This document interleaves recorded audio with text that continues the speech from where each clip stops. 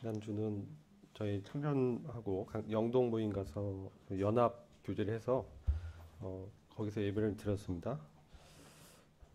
좀 기도하신 그 덕에 저희들이 교제를 잘 하고 돌아올 수 있었습니다. 오늘은 성도님들과 계속해서 히브리서 말씀을 교제하고 있는데요. 13장 부분을 좀 이어서 교제하겠습니다. 지난 시간 때 저희가 사랑의 교제에 대해서 나눴었죠. 우리가 지속적으로 형제 사랑을 할 때 있어서 중요한 것은 바로 그리스도의 사랑에 강권받아야 된다. 그런 말씀 드렸었고, 우리의 이러한 생활과 신앙의 힘은 우리에게서 나오는 것이 아니라 바로 하나님의 함께 하심에서 나온다. 그래서 신령한 능력이 우리와 함께 계신 목자이신 그리스도께 있다. 이런 말씀을 드렸습니다. 그래서 오늘 이어서 몇 가지 이 사도 바울이 13장에서 권면하는 실천적인 부분을 좀 나누고자 합니다. 13장 5절, 6절 먼저 같이 보시겠습니다.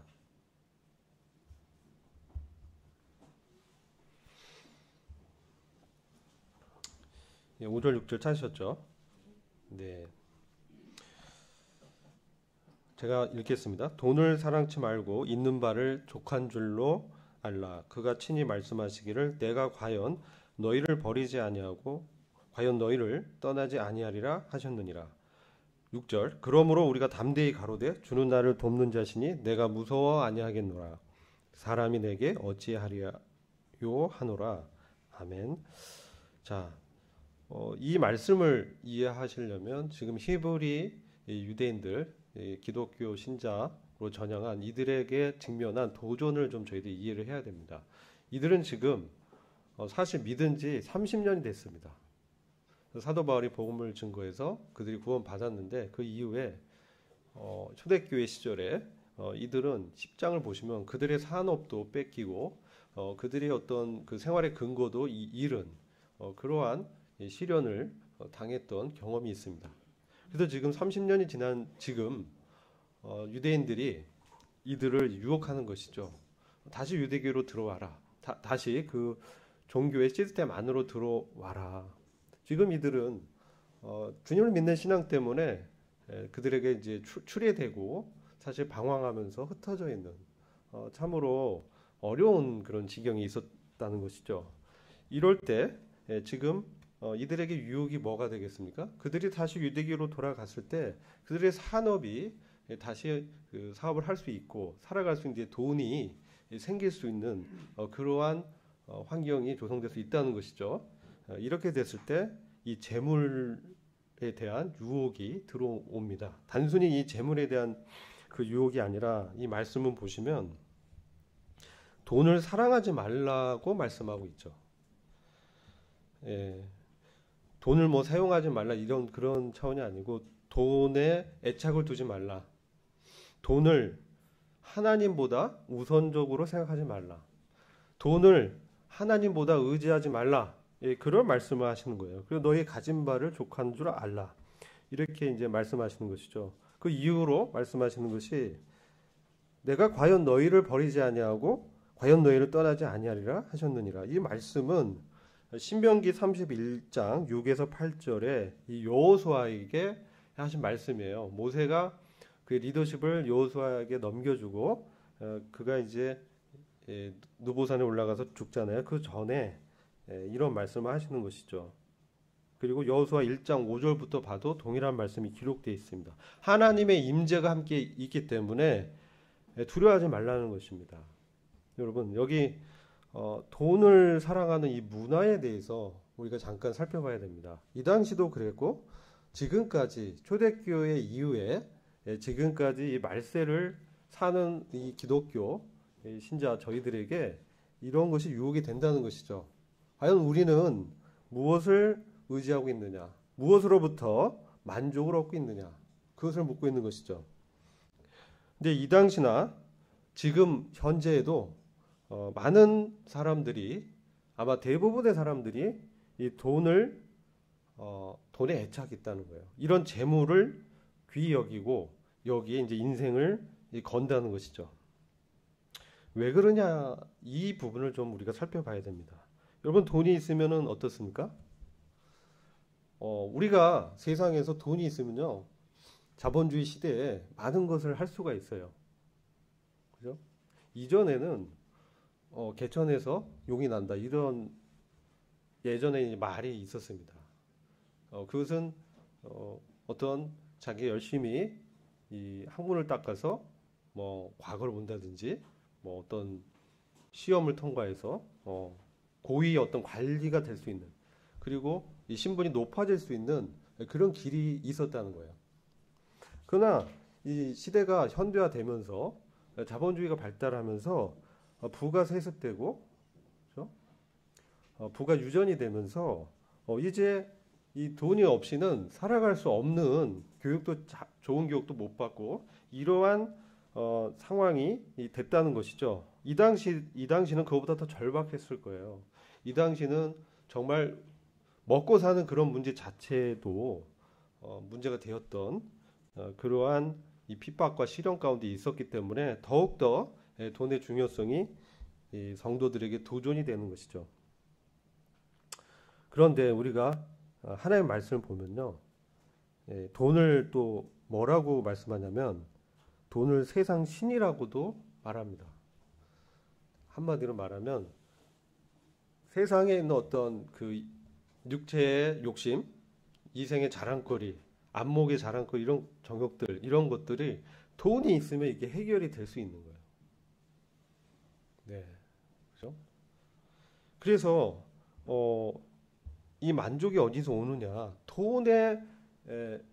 돈이 얼마나 있느냐 없느냐 이거에 따라서 이제 어떤 사람들이 이제 만족하는 것이죠. 내 통장 봤을 때 돈이 이제 막 쌓여가고 적립돼 있으면 만족하고 난 괜찮아 이렇게 생각하는 이게 무엇을 의지하고 있는 거예요? 돈을 의지하고 있는 거예요. 우리는 이때도 그랬지만 지금도 이런 유혹이 우리한테 있다는 것이죠.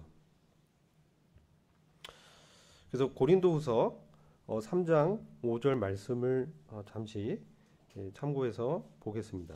고린도후서 3장 5절 말씀은 이와 같이 말하고 있습니다. 찾으셨죠? 제가 읽겠습니다. 우리가 무슨 일이든지 우리에게서 난 것 같이 생각하여 스스로 만족할 것이 아니니 우리의 만족은 오직 하나님께로서 낳느니라. 아멘. 그리고 6절까지 보면요. 저가 또 우리로 새 언약의 일꾼 되기에 만족해 하셨으니 의문으로 하지 아니하고 오직 영으로 함이니 의문은 죽이는 것이요 영은 살리는 것임이니라. 이 말씀을 자세히 보면요. 사실 이제 고린도 교회는요. 굉장히 문화적으로 발전해 있었고 재물이 많은 지역이었어요. 상당히 무역 거래가 활발했던 그런 지역에 있었던 이방인 교회였습니다. 그래서 그들이 이런 세상의 만족을 그들에게서부터 난 것 같이 이제 생각한다는 거죠. 자기들이 이렇게 잘 되어지고 사회적으로도 어떤 위치에 되고 먹고 사는 거에 문제가 없고 이런 것들이 자기들의 어떤 노력과 자기들의 어떤 행동의 결실로 얻어졌다 이렇게 해서 스스로 이제 만족하는 이 문화가 있었다는 것이죠. 이런 것이 그들을 신앙에서 멀어지게 하고 주님을 떠나게 하고 주님 의지하는 이런 것들을 약화시켰다는 거예요. 근데 지금 히브리 그 성도들도요 똑같은 유혹에 있는 거예요. 이들이 지금 유대교라는 그 옛날의 종교적인 시스템으로 돌아가면요. 사람들이 자기들을 맞아주고요. 또 거기서 자기들이 어떤 산업 활동을 할 수 있으니까 거기서 어떤 재물도 얻게 되고 의식주가 해결되고 거기서 이제 만족을 얻을 수 있게 되는 하나님을 믿는 그 신앙에서 그걸 떠나도 그들이 어떤 만족을 얻을 수 있는 그것이 생길 수 있다는 거죠. 그게 이 돈의 어떠한 영향력이라는 거예요. 그래서 지금 이 종교화가 되면요, 이 기독교에도 종교화의 유혹에 넘어간 이 교회들이 어떻게 됐습니까? 이 역사를 보면 그런 교회들이 대형화를 추구하고, 그래서 처음엔 순수했던 그 신앙이 어떻습니까? 이 사회의 어떤 발전에 따라서 사업도 뭐 같이 하기도 되고, 그런 처음에 어떤 그 믿음으로 모였던 형제들이 이 돈 앞에 그 유혹 앞에 넘어지면서 서로 이제 멀어지게 되고 교회가 어려움에 봉착하게 되는 나뉘어지게 되는 이런 것들도 우리가 보게 됩니다. 그런데 여기서 근본적으로 이런 종교의 어떤 딱딱한 시스템 이것은 자기들의 어떤 노력을 통해서 만족을 얻을 수 있는 돈을 벌 수 있는 그런 기회들이 발생한다라는 어떤 인본주의적인 생각이 깔려 있다는 것이죠.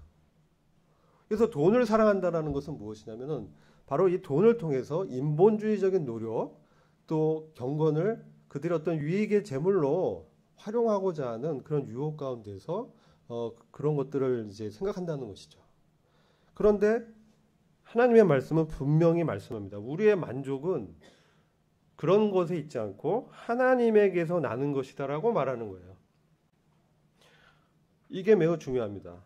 그런데 아까 말씀드린 고린도후서 3장 6절에 보면 새 언약의 일꾼 되기에 만족해 하셨다 이렇게 하시면서 우리가 종교라는 시스템 아래서 옛 언약 아래서 일하는 일꾼은 그런 물질적인 어떤 이런 것에서 만족을 얻을 수 있고 그렇다는 거예요. 그러나 우리가 그리스도 안에서 성령님이 내주하는 이 신약 성도는 이런 그러한 옛 언약의 종교 시스템, 이 물질적이고 인본주의적인 어떤 인간의 노력에서 만족을 하는 것이 아니고 바로 영적인 부분, 살리는 영에 의해서 우리가 살아갈 수 있고 우리의 만족도 바로 하나님의 성령의 활동을 통해서 온다는 것을 말씀하는 것이죠.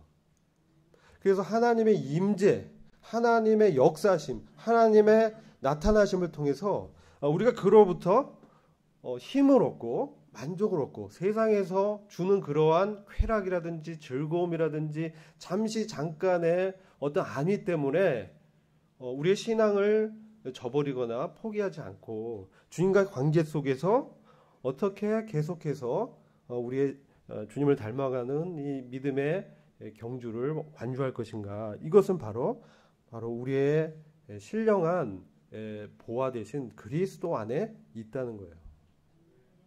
우리의 보화가 어디냐? 골로새서 2장 3절을 보면요. 그분 안에는 지혜와 지식의 모든 보화가 감춰져 있느니라. 이렇게 말씀합니다. 그분 안에, 그리스도 안에 사실 지혜와 지식의 모든 그 보물이 있다는 거예요. 그런데 우리는 우리의 열린 그 귀와 눈과 이 오감으로 밀려오는 이 세상의 이 도전들과 세상의 시험과 유혹들이 있습니다. 그것에 노출될 때 나도 모르게 어떻습니까? 세상이 주는 그러한 잠시 잠깐의 그러한 그 쾌락에 넘어지고 또 그것의 유혹에 빠지다 보면 어떻습니까? 나도 모르게 내 육신을 쫓아서 행하게 되는 그럼으로써 넘어지고 나의 영적으로 어떻습니까? 손실이 이제 보게 되는 그러한 상황이 이제 발생할 수 있다는 것이죠. 그래서 우리는 이 부분이 매우 중요한 거예요. 사실 우리가 주님으로만 만족하는 이 신앙, 이것이 사실 우리의 성도들이 추구해야 될 신앙입니다. 근데 세상 그런 신앙을 두려워하죠. 세상은 누구보다도 그리스도인을 사실 좋아하지 않습니다. 요한복음 보면 분명히 그것을 지적하고 있고 요한복음 그 주님의 기도라든지 마지막 제자들을 권면하신 그 말씀 보면요. 분명히 이 세상은 예수 그리스도께 속한 우리를 달궈하지 않고 사실 미워한다라고까지 말씀하고 있다는 것이죠. 왜 그러냐? 우리는 세상에 속하지 않았다는 것입니다. 그러면 우리의 진정한 만족은 주님께 있다는 건 명확한데 우리 삶 속에서 실제 실천을 해 나가면서 그런 우리의 신분에 일치된 삶을 못 살고 어떤 상황이나 환경에 휘둘려 가지고 돈을 좋아하게 되고 돈이 준 어떤 그런 안락한 삶을 추구하게 되는 그것이 마치 하나님과의 어떤 관계 속에서 오는 축복으로 물론 이제 하나님께서 축복하는 특별한 은사가 있습니다. 그 은사를 무시하는 게 아니고 일반적인 원리를 말씀드리는 거예요. 아브라함도 거부였고 그리고 어떻습니까? 믿음 안에서 사실 돈이 필요합니다. 근데 그것은 돈을 사랑하고 돈을 목적하는 그것에서 나온 것이 아니라 하나님을 사랑하고 하나님 이 사업이나 이러한 내가 처한 모든 것을 하나님께 헌신된 마음으로 할 때에 물질이 이제 축복으로 따라오는 그러한 은사가 있습니다. 그러한 재능이 있습니다. 하나님이 그러한 달란트를 그에게 맡기신 것이죠. 그래서 우리는 그런 청지기 역할을 하는데 이것을 이제 돈을 사랑하는 tab역한다는 얘기예요.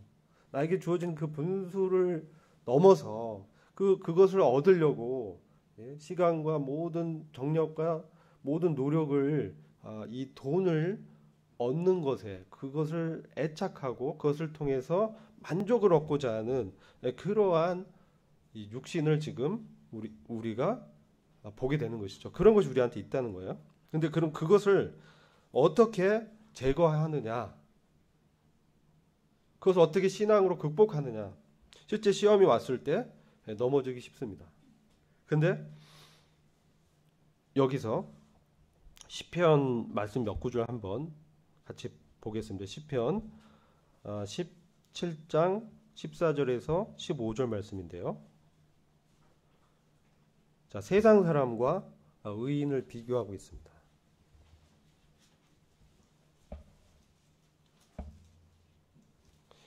네, 세상 사람과 의인을 비교하는데 시편 17장 14, 15절을 제가 읽겠습니다. 여호와여 금생에서 지금 현생에서 저희 분깃을 받은 세상 사람에게서 나를 주의 손으로 구하소서. 그는 그의 주의 재물로 배를 채우심을 있고 자녀로 만족하고 그 남은 산업을 그 어린아이들에게 유전하는 자니이다. 자, 이것은요. 지금 현재 잘 사는 사람들이 있어요. 근데 이 사람들은 이제 세상 사람이라고 표현합니다. 이 땅의 것에 연합한 사람들, 땅에 속한 사람들. 그들은 사실 그들의 부가 사실 이 금생에서의 분깃이라는 거예요. 오는 하나님의 나라와 오는 세상에서 그들에게 분깃이 없다는 것이죠. 근데 이것이 마치 영원한 것처럼 그들은 그것을 통해서 부를 세속하고 또 상속시키죠. 그래서 그들의 그 산업이 유전되게끔 이런 시스템을 만들어가고 있다는 거예요. 무슨 말씀하신지 아시겠죠? 현재도 그렇잖아요. 현재도 그런데 이것은 세상 사람에게 속한 분깃이고, 그럼 우리 의인은 성도는 어떤 분깃이 있냐는 것이죠. 우리가 죽으면 이것을 우리가 가져갈 수 있습니까? 못 가져가요. 그러니까 자기 자녀들에게 상속시키는 거예요. 근데 사실 그것은 유한하고 이 땅이 영원하고 하나님의 심판이 없다면 그건 굉장히 지혜로운 처세입니다. 굉장히 어떻게 보면은 우리가 정말 존중해주고 해야 될 그러한 문화인 것이죠. 이걸 황금 반능주의라고 하는데 자본주의가 그런 시대에 있습니다. 그런데 사실 우리의 산업은 이 땅에 있지 않다는 이 진리를 우리가 발견해야 돼요. 우리는 여기 이제 시편 17장 15절에 시편 기자가 이렇게 말씀합니다. 나는 의로운 중에 주의 얼굴을 보리니 깰 때에 주의 형상으로 만족하리이다. 깰 때 그가 매일매일 이런 시험 가운데 있는 거예요. 이런 세상에 잘 되어가는 사람들 보면 어때요? 시기도 심도 생기고 육신이 있으니까 왜 나는 이렇지? 하나님 믿는데 나는 정직하게 이렇게 잘하고 있는데 왜 하나님은 날 축복하지 않지? 어느덧 그런 마음이 들어온다는 것이죠. 이게 바로 사단의 괴계입니다. 이건 세상 사람이 추구하는 거예요. 세상 사람이 이 땅에서 분깃을 누리도록 지금 열심히 살잖아요. 근데 우리가 그런 열심히 그러한 일을 하지 말라는 얘기가 아니에요. 우리의 목적이 어디 있느냐. 우리가 그것 때문에 우리 마음을 빼앗길 필요가 없는데 우리 그런 유혹에 쉽게 넘어간다는 거예요. 이게 세상입니다. 세상입니다. 근데 사실 우리는 세상을 이김은 이것이니 우리의 믿음이니라. 예수 그리스도께서 하나님의 아들이심을 믿는 자가 아니면 누가 세상을 이기겠느냐? 요한일서 5장에 말씀하고 있죠. 세상은요. 세상의 실체는 요한일서 2장에서 뭡니까? 세상에 있는 것들을 사랑치 말라. 세상은 육체의 정욕과, 세상에 있는 모든 것은 육체의 정욕과 안목의 정욕과 이생의 자랑이다. 그죠? 이것이 세상의 실체입니다. 이런 것들이 돈을 통해서 구체화되는 거예요. 그래서 사람들이 돈을 자꾸 얻으려고 하는 게 그러한 정욕을 만족시킬 수 있기 때문에 이것을 추구하는 거거든요. 근데 세상을 이긴 이김은 뭐예요? 우리의 믿음이라고 했어요. 그리스도와 함께한, 그리스도의 부활에 연합한, 그리스도의 죽으심과 부활에 연합한 그러한 믿음으로만 이 세상을 이길 수 있다는 거예요. 그래서 우리는 지금 돈을 추구하는 이 현세 세상에서 이러한 신앙의 근본을 다시 확인해야 됩니다. 지금 이 히브리 그리스도인들이 당면한 신앙의 도전이 바로 그런 것입니다. 다시 옛날로 돌아가라. 옛날에 그렇게 세상을 하고 짝하면서 지금 유대교가 타락한 게 왜 그래요? 외형적으로 그들이 아름답게 보이지만 그들의 속은 뭡니까? 바리새인들이 그렇게 율법의 말씀을 잘 알았지만 그들의 마음 가운데는 탐욕이 있다라고 말씀하잖아요. 그들이 돈을 사랑했다라고 말씀하고 있습니다. 요한복음에 보시면 그들은 겉과 속이 달랐다고 얘기합니다. 겉은 거룩한 척하지만 속에서는 욕심이 있었고요. 그래서 주님께서 어떻게 하셨어요? 성전에서 그들의 그 산업의 기반이 되는 환전이라든지 비둘기 팔고 이러한 그들이 여호와의 명절 절기를 그들의 명절로 바꿔서 종교화시켰어요. 그래서 이 성전 중심의 생활에서 거기서 부를 추구했어요. 그리고 그들의 어떤 위치를 남용해서 그런 기회를 상업적으로 거래했어요. 그래서 그러한 세금도 받았어요. 그들이 타락했다는 것이죠. 그래서 그런 것이 이제 구약의 타락의 역사입니다. 그들이 우상을 숭배하면서 우상이 뭡니까? 하나님 외에 자기가 만든 어떤 섬김의 대상을 두고 그것을 추구하는 것이죠. 그것을 하나님이라고 믿는 것이죠. 근데 여기서는 그것을 돈이라고 명확하게 얘기하는 것이죠. 그래서 이 돈을 추구하는 신앙은 오늘날에도 알게 모르게 우리에게 영향을 미칩니다. 실제 삶에서 실생활에서 그것이 우리에게 만족을 주기 때문에 그래요. 근데 참된 만족이 거기에 없다라는 거예요. 참된 만족은 하나님에게서 나고요. 그리고 내가 주님의 형상으로 만족하겠다는 거예요. 이게 신앙인의 믿음이어야 됩니다. 우리의 믿음이어야 됩니다. 우리가 깨어날 때, 우리가 눈을 떴을 때, 네? 의로운 중에 우리가 만나 뵐 그 주님께 우리가 집중해야 된다는 것이죠. 자, 이게 하나 말씀드리고, 그 주님의 형상, 그 주님의 놀라운 그 신의 성품, 그분의 아름다우심, 그분의 그 은혜로우심, 그분의 그 동정 많으심, 그분의 그 사랑 많으심, 그분의 부활의 무궁한 능력, 그분의 그 하나님의 왕국에서 취하실 그 그리스도의 왕권, 다시 올 그 세상에서, 다시 올 왕국에서 우리와 함께, 주님과 함께 끝까지 그 신앙을 지켰던 성도들과 함께 다스릴 그 하나님의 왕국의 그 통치, 우리가 거기에 집중해야 됩니다. 이 세상은 어떻습니까? 이 세상은 지나갑니다. 이 세상은 잠시입니다.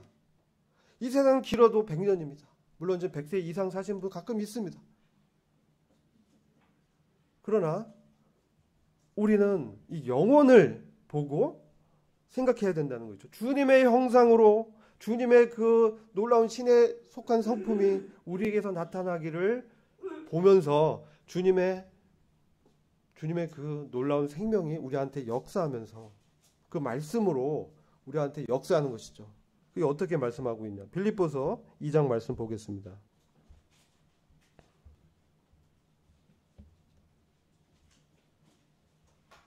빌립보서 2장 말씀입니다.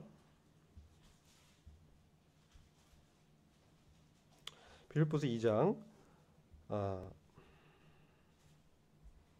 11절 이하인데요.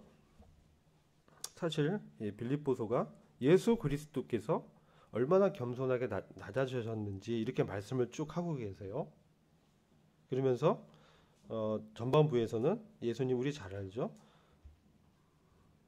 5절부터 쭉 한번 읽어볼게요. 너희 안에 이 마음을 품으라. 곧 그리스도 예수의 마음이니 그는 근본 하나님의 본체시나 하나님과 동등됨을 취할 것으로 여기지 아니하시고 오히려 자기를 비워서 종의 형체를 가져 사람들과 같이 되었고 사람의 모양으로 나타나셨으며 자기를 낮추시고 죽기까지 복종하셨으니 곧 십자가에 죽으심이라.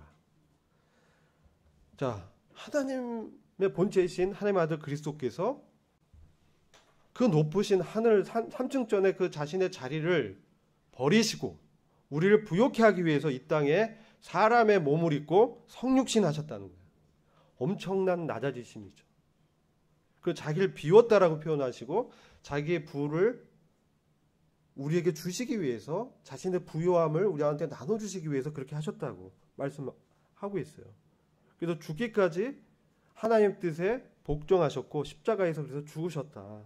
여기서 역사 끝난 것이 아닙니다. 우리는 부활하신 그리스도와 연합한 그런 믿음을 가진 자들이에요. 죽으신 그리스도일 뿐만 아니라 부활하신 주님과 교제하는 놀라운 신앙을 가진 사람이라는 거예요.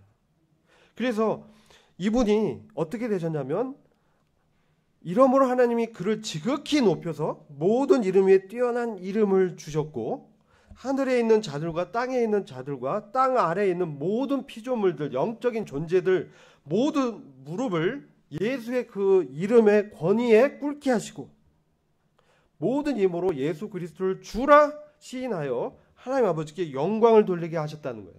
그리고 그렇게 해 가지고 있습니다. 이 세상 나라를 주와 그리스도의 나라로 만드시겠다라는 게 하나님의 최종 경륜입니다. 그래서 그렇게 역사가 흘러가고 있습니다.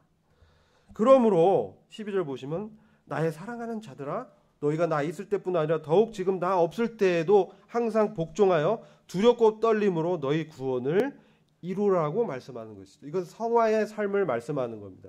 우리가 구원받아서 용서받아서 칭이 돼서 의롭게 여겨짐 받아서 천국에 들어가는 그런 것을 말씀하는 것이 아니고요. 천국에 들어갈 뿐만 아니라 거듭나면 천국에 들어갈 수 있죠.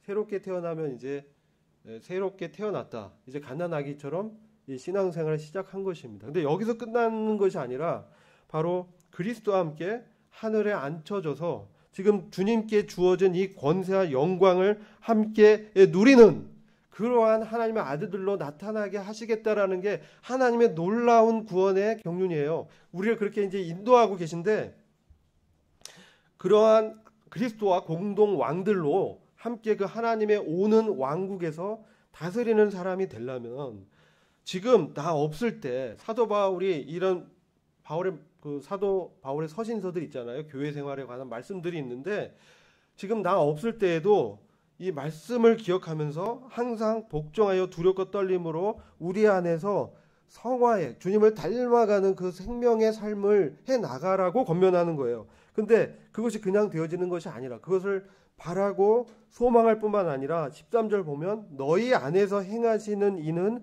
하나님이시니 자기 기쁘신 뜻을 위하여 너희로 소원을 두고 행하게 하시나니 모든 일을 원망과 시비가 없이 하라. 우리 안에서 행하시는 이는 하나님이시라는 거예요. 우리 안에 성령을 통해서 성령이 우리에게 소원을 주시는 거예요. 기쁜 뜻을 주세요. 제가 이제 어제 청년회에서 교제하면서 우리 조별 모임에서 이제 20대 청년과 50대 중반의 기혼 저하고 이게 교제를 했어요. 근데 그들이 이제 사회생활을 앞두고 있잖아요. 물론 직장 생활하는 분도 있지만 청년도 있지만 근데 제가 이제 30년이 지나서 되돌아봐서 제 경험을 교제했었는데 하나님이 자기의 기쁘신 뜻을 위하여 우리 안에 소원을 두고 행하게 하신다라는 게 정말 진리라는 거예요. 우리들의 마음에 새롭게 이제 주님을 만나고 거듭난 그러한 성도에게 하나님의 어떤 목적을 그 기쁘신 뜻은 각자에게 그 은사와 재능이 다릅니다. 그것을 보여주시고 소원을 주시는 거예요. 그래서 내가 그것에 어떤 생각하면 마음이 뜨거워지고 이것을 통해서 정말 이렇게 몸을 헌신하고 싶어하고 그런 것들이 있다는 거예요. 그런 것들에 하나님이 그것을 그렇게 하셨다는 거예요. 자, 그렇기 때문에 우리가 그것을 이제 분별하면서 정말 주님께 기도하면서 신앙생활을 할 때에 정말 하나님께서 그 뜻을 이루신다는 거예요. 하나님의 역사가 나타나는 거예요. 그러면서 어떻게 이제 말씀하냐면 15절 보시면 너희가 흠이 없고 순전하여 어그러지고 거스리는 세대 가운데서 하나님의 흠 없는 자녀로 세상에서 그들 가운데 빛들로 나타내며. 자, 여기서 보면 흠이 없고 순전한, 흠이 없고 순전한, 이게 놀라운 그리스도의 신부의 모습이죠. 주님 오실 때 우리가 깰 때 주의 형상으로 만족하는, 주님이 오실 때 내가 그분의 형상을 닮아서, 구약의 성도 뭡니까? 반사하는 영광이에요. 반사하는 영광. 그것은 뭐냐면 율법의 빛, 하나님의 말씀의 기준을 반사하는 거예요. 모세의 얼굴에 그 하나님의 임재 가운데 40일을 시내산에 있었을 때 그의 얼굴에 광채가 났잖아요. 그죠? 사람들이 두려워서 쳐다보지 못했어. 그러나 잠시 없어질 그 영광의 광채도 어떻게 수건으로 덮었죠. 그런데요, 우리가 비추는 이 빛은요, 반사하는 빛이 아니에요. 그게 아니에요. 우리가 갖고 있는 빛은 우리 안에 거하시며 사시는 그리스도의 빛이에요. 달라요. 이것은 우리 안에 그 지혜와 지식의 보화 되신 그리스도께서 사시면서 우리 안에서 말씀하면서 우리를 어떻게 해요? 우리를 거룩한 하나님의 아들들로 우리를 그렇게 빚어가시는 거예요. 그래서 흠이 없고 순전하여 어그러지고 거스르는 이 세대 가운데서 하나님의 흠없는 자녀로 세상에서 그들 가운데 빛들로 나타내며, 내 빛이 아니고요, 내 안에 질그릇 안에 보화 되신 그리스도께서 내 안에서 나타나는 거예요. 그것은 나의 육신의 어떤 노력이나 어떤 애씀에 근거한 게 아니에요. 나로부터 나온 게 아니에요. 내 육신에서 나온 게 아니라 내 안에 거하시는 성령님의 그 음성에, 그 말씀에, 그것에 순종할 때에 그것이 이제 생명으로 나타나는 것이죠. 그랬을 때 이게 빛이 나타난다는 거예요. 근데 이 빛이 개인마다 빛의 어떤 영향력이 달라요. 어떻게 다르냐? 별들의 빛이 있고요, 해와 달의 빛이 있어요. 이게 서로 달라요. 근데요, 우리 주님의 빛은 뭐예요? 태양과 같은 의의 빛이라고 했어요. 그래서 그 주님의 의를 우리가 사실 받은 자들이에요. 하나님의 의를 받은 사람들이에요. 무엇으로? 믿음으로. 전혀 율법과 상관없이 믿음으로, 그분의 은혜로 하나님의 의가 주어졌어요. 그런데 우리가 아까 두려움과 떨림으로 너희 구원을 이루라고 말씀하셨죠. 그것이 어떤 것이냐면요, 이와 같이 우리 안에 계시는 그리스도께서 말씀을 통해서 성령님의 역사로 우리가 날마다 묵상하는 그 말씀, 또 강단에서 들려지는 이런 설교 말씀, 또 우리가 수요 집회에서 나누는 그런 교제의 말씀, 또 우리가 만나는 지체들과의 사귐과 권면 가운데서 들리는 하나님의 음성, 또 우리가 주님께 기도드릴 때 주님께서 내 안에 떠오르게 하는 그러한 하나님의 뜻들, 이런 것을 통해서 말씀하신다는 거예요. 그리고 우리 환경 가운데서 어떤 것들이 내가 했던 일들이 이제 좀 막혀지고 또 다른 일들로 이렇게 인도하시는 그 인도하심이 있습니다. 그렇게 역사합니다, 하나님께서는. 그런데 그러한 역사 가운데 있을 때 그것을 겸허히 내가 좀 하나님의 뜻으로 받고 그것에 나를 복종시키는 거예요. 이게 뭐예요? 자기 부인입니다. 자기 부인입니다. 근데 이 자기 부인의 삶이 되어질 때 정말 우리가 주님의 빛을 이 땅 가운데 나타내는 그런 하나님의 아들들로 다루어지고 세워진다는 거예요. 이게 매우 중요합니다. 근데 우리가 이 신령한 보화 되신 우리 안에 계신 그리스도로 말미암아 이 만족하는 이러한 신앙의 근본적인 순전함이 매우 중요합니다. 그래서 우리가 수요 모임 가운데 성전에 관한 열왕기상 5장부터 8장까지 성전을 솔로몬이 어떻게 짓고 세우는 그런 말씀을 나눴어요. 그런데 그러니까 지난번 이제 주일날 영동교회에서 교제를 했었는데 이 성전 앞에 이 두 기둥을 녹기둥을 세웁니다. 야긴과 보아스. 이것은 특별하게 우리 여기 기둥처럼 위에 그 구조물을 받치는 역할이 아닙니다. 그냥 상징물로 세워놓은 거예요. 근데 야긴은 이름의 뜻이 있고 보아스도 이름의 뜻이 있습니다. 야긴은 저가 세우리라. 이 성전을 세우는 것은 주님께서 세우십니다. 성전은 누굽니까? 성전은 우리들이에요. 우리가 하나님의 영이 거하는 성전이에요. 우리가 하나님의 집이에요. 그러면서 동시에 그리스도의 몸입니다. 약간 역할은 다른데 우리가 성전을 세우는 것은 우리 교회 자체가 하나님의 성전입니다. 이 건물이 아니라 우리의 공동체가 하나님의 집입니다.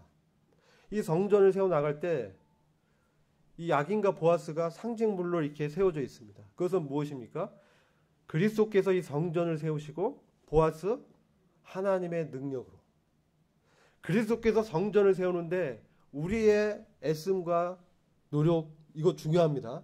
그러나 우리가 연합된 그리스도와 연합된 그러한 믿음을 할 때 하나님의 능력으로 세워지는 거예요.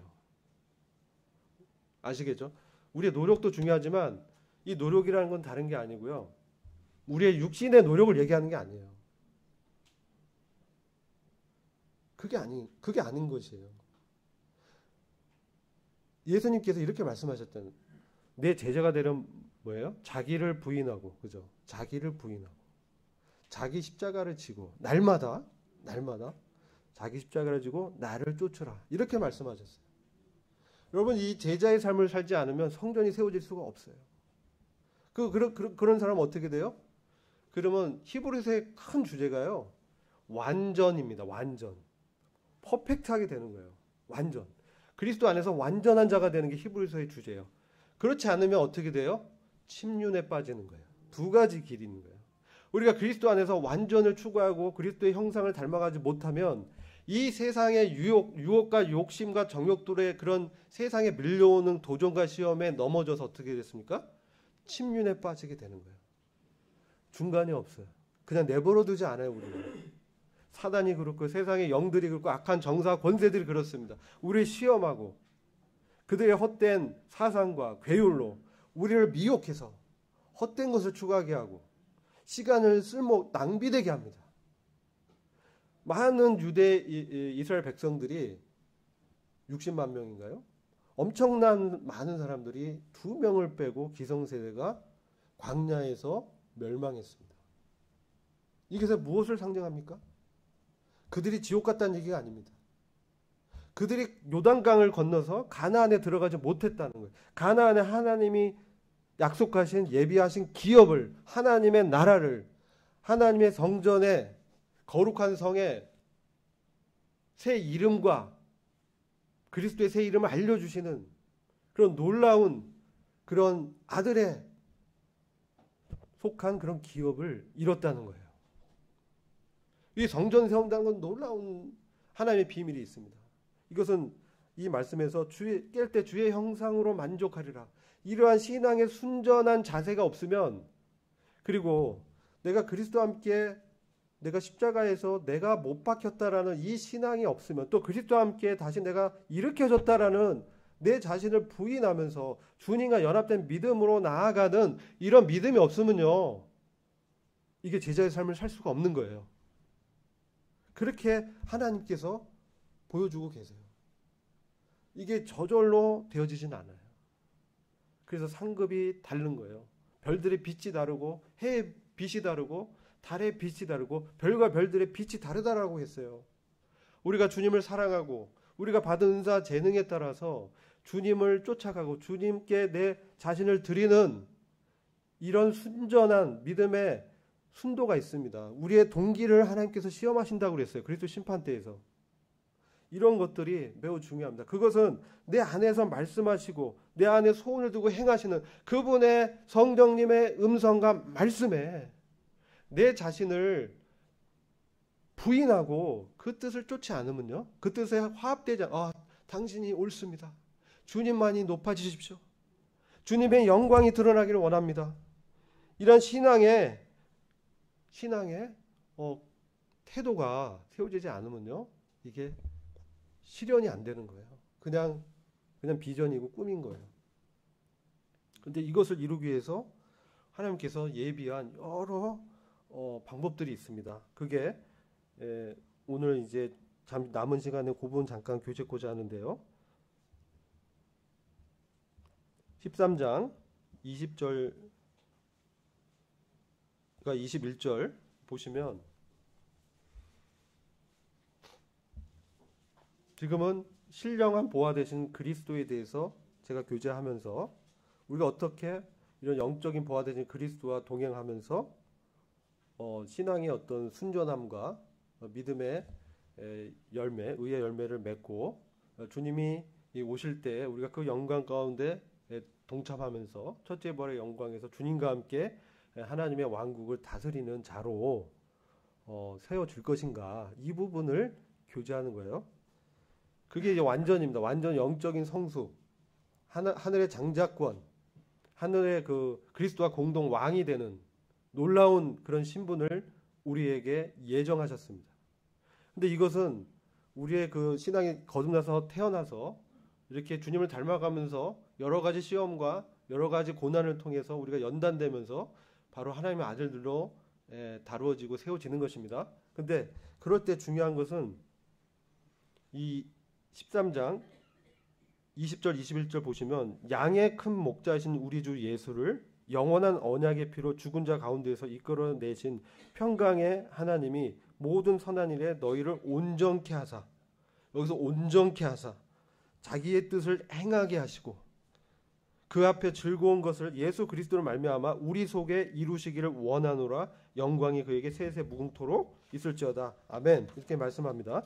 근데 모든 선한 일에, 정말 이 여러 가지 선한 일이 있습니다. 근데 여기서는 모든 선한 일, 하나님 뜻에 맞는 그러한 구원의 역사를 이루는, 교회에게 맡기신 여러 가지 진리의 빛을 증거하고 복음을 전하고 영혼들을 양육하고 세상에 그리스도의 빛을 드러나게 하는, 세상의 소금과 빛이 되게 하는 그러한 온전케 되는, 내가 온전한 것 같이 아버지가 온전한 것 같이 너희도 온전하라고 말씀하신 마태복음 5장 48절에 그와 같이 말씀하시고 우리 안에 역사하시는 그 말씀처럼 모든 선한 일에 우리를 온전케 하시기 위해서 온전케 하셔가지고 그분의 뜻을 행하게 하신다는 거예요. 이 온전케 한다는 건 아까 이제 퍼펙트, 완전하게 된다, 이런 뜻인데 이 말의 뜻은 카타티조라는 원어인데요. 이것은 뭐냐면 네 가지 의미가 있습니다. 네 가지.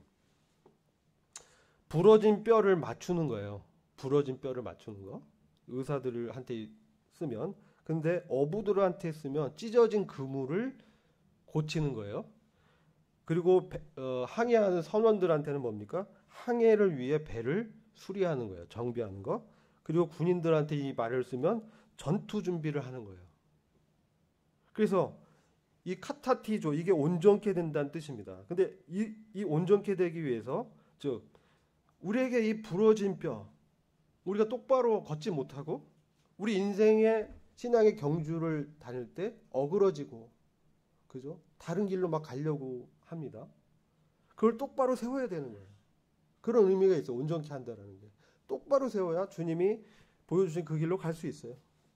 그리고 우리가 마치 물고기 잡듯이 영혼 구원을 위해서 그물을 이제 펼치죠. 근데 그물이 찢어져 있거나 그러면 어떻습니까? 영혼 구원이 잘 안 돼.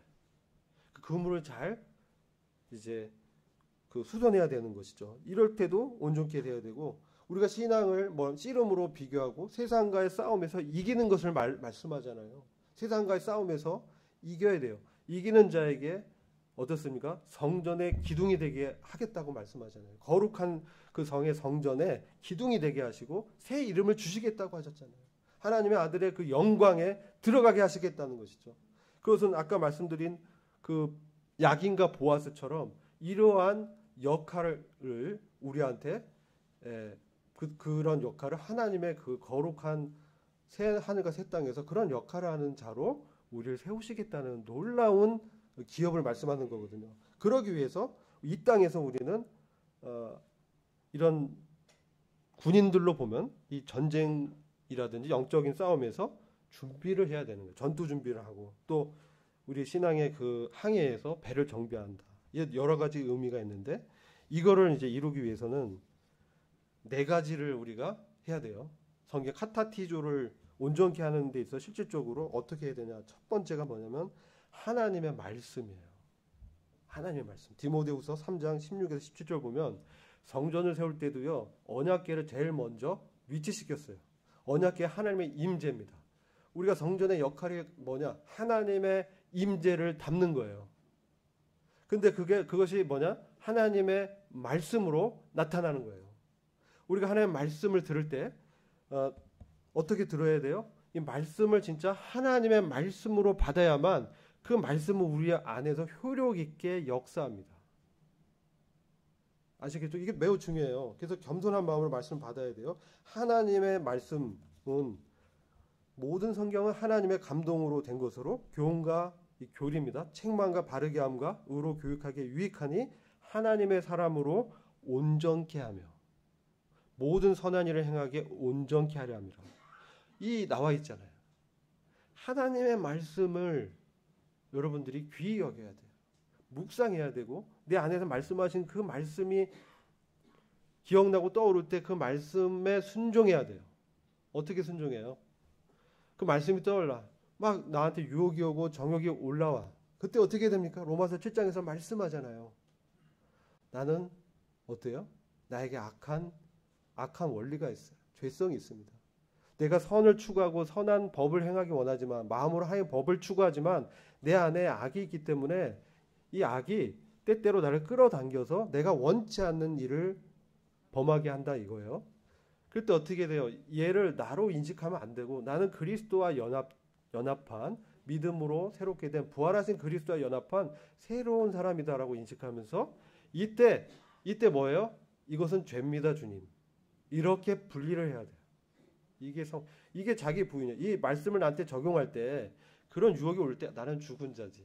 그리고 내가 넘어지면 주님 이게 죄였습니다. 그렇게 빨리 시인하고 주님께로 돌아와야 돼요. 그리고 주님의 뜻을 내 마음에서 이루기 위해서 어떻게 해야 돼요? 추구해야 돼요. 거룩한 삶을 추구해야 돼요. 난 그렇게 살고 싶지 않아요. 그럼 그냥 그 성전에서 세워질 수가 없습니다. 그런 삶을 추구하지 않으면 그냥 낭비되는 삶을 살 수밖에 없어요. 왜냐하면 완전으로 우리가 그리스도를 닮아가지 않으면 세상의 침륜 가운데 빠져서 후퇴할 수밖에 없어요. 세상의 조류와 풍류에 내가 유혹받아서 이렇게 떠내려 갈 수밖에 없습니다. 이 세상이 그렇습니다. 그래서 우리는 그리스도를 추구하고 바라보고 믿음으로 그리스도와 함께 십자가에 함께 못 박혔다라는 것을 믿음으로 여겨야 돼요. 이게 매우 중요해요. 이것을 여기지 않으면 이런 삶이 나 안에서 나타날 수가 없어요. 그렇게 하나님께서 원리적으로 해놓으신 거예요. 우리가 죄들은 우리 예수님의 보혈로 씻겨지지만 죄의 본성은 씻겨지는 게 아니에요. 죄의 본성은 죽어야 돼요. 심판받아야 돼요. 어떻게? 그리스도께서 죄가 되셔서 죽으실 때 주님을 바라볼 때 나의 죄를 대속하기 위해서 죽으신 그리스도뿐만 아니라 그 주님과 함께 내가 못 박혔음을 바라봐야 돼요. 그것을 믿음으로 여겨야 돼요. 그리고 그리스도와 함께 내가 같이 주님이 일어나실 때 내가 살아난 놀라운 하나님의 의를 받은 놀라운 자다. 우리가 가진 의는요. 그냥 정가된 그런 의가 아니에요. 율법을 잘 지켜서 정가된 그런 수준이 아니라 우리가 받은 하나님의 의는 복음에는 하나님의 의가 나타나서 믿음에서 믿음에 이르게 한다라고 말씀하셨잖아요. 우리를 하나님의 아들의 의와 동격의 의를 주신 거예요. 우리가 가진 의는 하나님이 소유하신 그 의와 동등한 의예요. 이것을 믿으셔야 돼요. 그래서 우리는 하나님 보실 때 완전히 깨끗해진 자예요. 이것을 믿음으로 바라보셔야 돼요.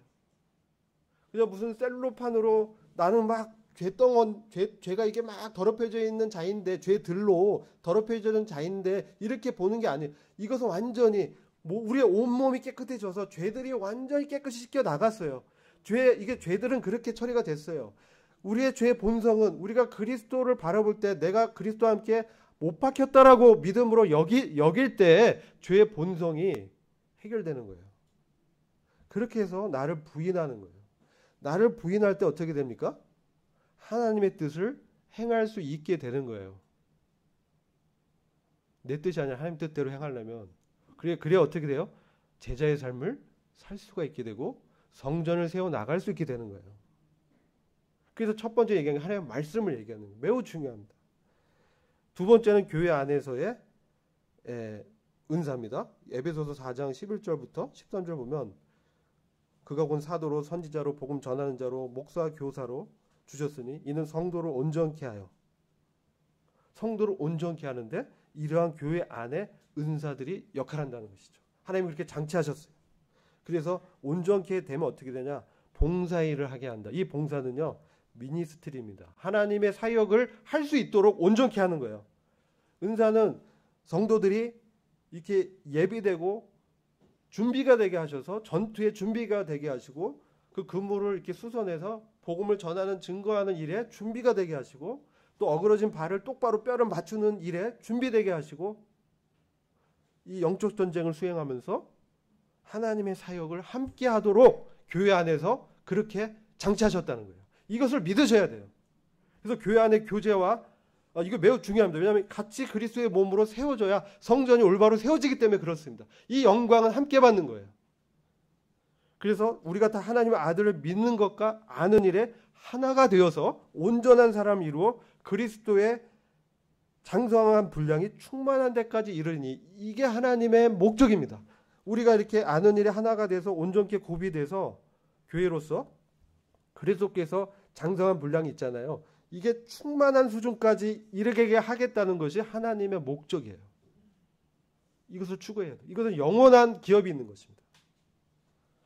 그리고 세 번째가 성도의 교제입니다.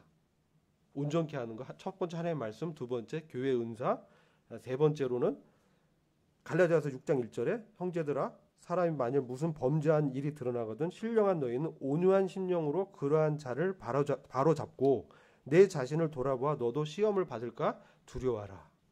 뭡니까? 우리가 성도 간에 교제할 때 어떤 성도가 힘들고 넘어진 일이 있으면요, 막 비판한 그것이 아니라 그를 위해서 기도하고 온유한 심령으로 바로잡아주고 또 내 자신도 그럴 수 있기 때문에 내 자신도 돌아보라는 거예요. 그러면서 서로 이렇게 격려하면서 두렵고 떨림으로 구원을 이루어 나가라는 것이죠. 성도의 교제. 이게 세 번째. 네 번째는 베드로전서 5장 10절에 고난을 통해서 우리를 또한 온전케 하세요.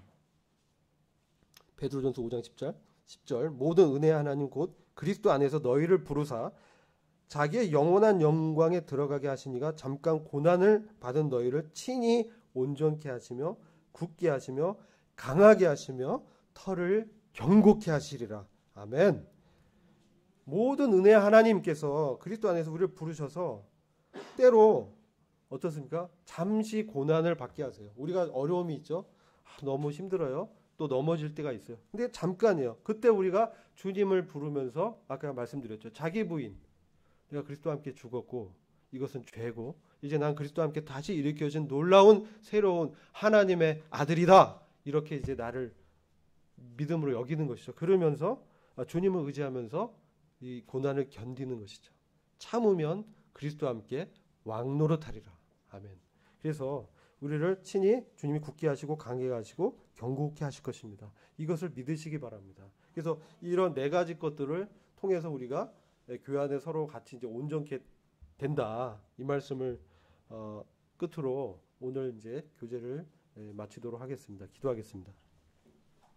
아버지 하나님 감사합니다. 저희들이 성전을 주님께서 세우실 때 참 귀히 쓰이는 그러한 기둥이 되기 원합니다. 주님의 말씀의 검이 저희를 참 베고 저희를 시험할 때 우리가 그 주님의 뜻에 우리를 부인하고 주님을 쫓는 제자의 성장하고 성숙된 삶을 살게 하시기를 간절히 기도합니다. 주님 저희들을 축복해 주시고 주님의 그 충만함으로 채워주시고 성령의 감동하심으로 교회에게 맡겨주신 복음 증거와 영혼들을 돌보고 섬기는 이 일에 있어서 하나님의 뜻이 저희를 통해서 나타나게 하시기를 간절히 기도합니다.